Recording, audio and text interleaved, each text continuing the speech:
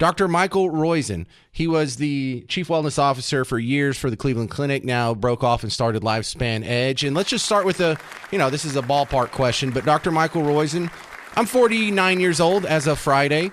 What are the odds that I make it to 100? Without a breakthrough, there's about a 35% chance you'll make it.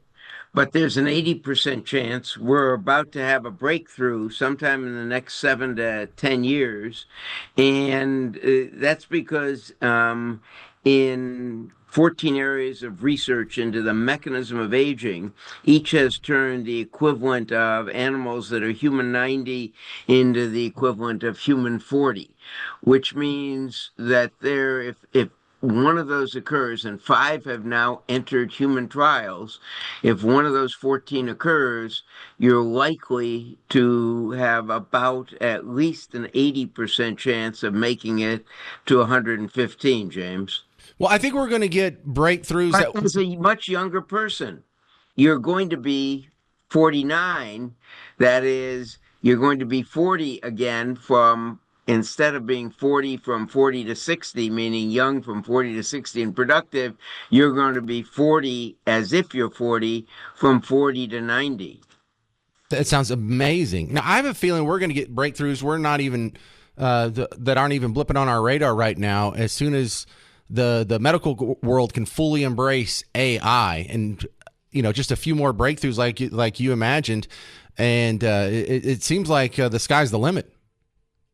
Well, if you look at the animal models, the sky is the limit. One is available now, therapeutic plasma exchange, which is already. So we think there are 3 things that have to happen. You can turn old cells into young cells. A Chinese company is doing that with 2 small molecules, inexpensive molecules now, and they're in human trials in the equivalent of... I'm sorry to interrupt, Doctor. Is this like the process where you scrub the free radicals? That discussion? No. It is turning on 2 genes in your system that make all your cells younger rather than old, letting them age. Okay. The second is repair systems. We normally repair almost everything until age 30. We then run out of the quantity of stem cells we need.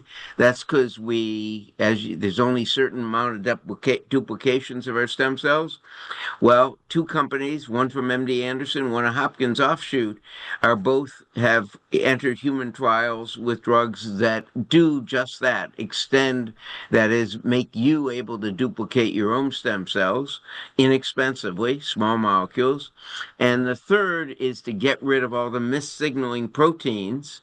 That is, whether it's plastics or the food we eat that change the quaternary, the 4th degree structure of our proteins, causing them to missignal. I'm sorry, that's a new word. Did you say quaternary? Quaternary, the 4th degree. Okay. So in other words, we have things in linear, that's 1st degree. 2nd degree is they're curved. 3rd degree is they're shaped in space. 4th degree is they have a second shape in space. So in the 4th degree, all the things, whether it's microplastics, etc., they change the shape, and those proteins missignal. Proteins are what signal everything in life, whether it is to grow or to release dopamine or to make dopamine, etc. So that gets if you will, corrupted as we get older. You got to get rid of those. That's what therapeutic plasma exchange does. That's available now. And if you will, so we think 3 of those 14 those 3 have all entered human trials. So has another one which resets the switches on our genes. All genes do is make proteins. They have switches which turn them on and off, and our switches get changed as we get older. Well, a 4th one that's entered human trials is one that resets the switches to the time you were 40, so that you're in a prime of life, if you will. All right. Can I get this in the mail or what? How do I get some of this, Michael?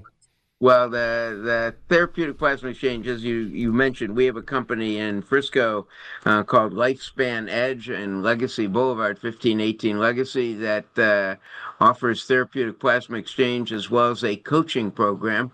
It's the same program we developed with human coaches at the Cleveland Clinic, which has gotten a huge benefit to our Cleveland Clinic employees and to the clinic.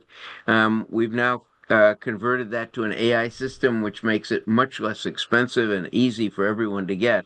So that's available now at lifespan-edge.com in Frisco. But all of these things we expect that they're going to come down radically in price. For example, gene editing, we used to do it one letter at a time, cost 1.3 million to cure sickle cell. Only 75 people have gotten that since it got approved by the FDA 3 years ago. Jennifer Doudna, who got the Nobel Prize, now believes it's going to be available within a few years. She's in human trials with it for $20,000 and literally can cure the 700,000 people in the United States, 70 million worldwide with this disease and eradicate Cool. it. But instead of just one letter at a time, it'll cost only $20,000.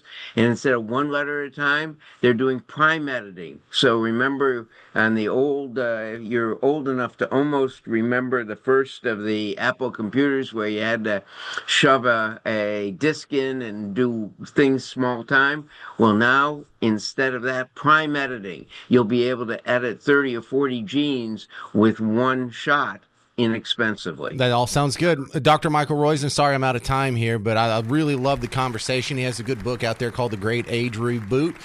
The James Show Podcast.